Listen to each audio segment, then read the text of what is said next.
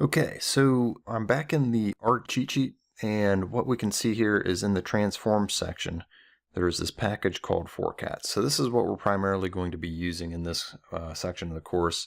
Notice that there is no cheat sheet for it. There's no CS next to it.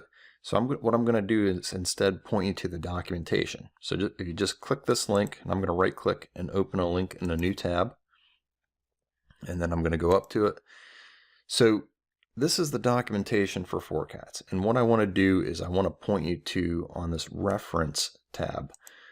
There aren't very many functions, and what we can see here is that they're kind of broken up. So we can see there's a section on changing the order of levels, and we'll talk a little bit about a few of these functions, including reorder and reorder to, and also factor relevel.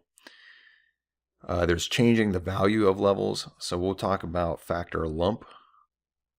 There's adding new levels, and then there's other helpers such as factor, and we'll be using as factor and discussing some of the pros and cons with it.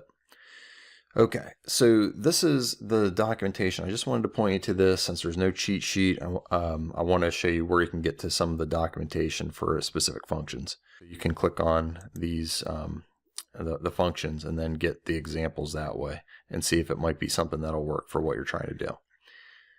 Okay, so that is the forcats documentation. Again, if you go to the forcats under the reference is where you can get the links to all of those functions in this package.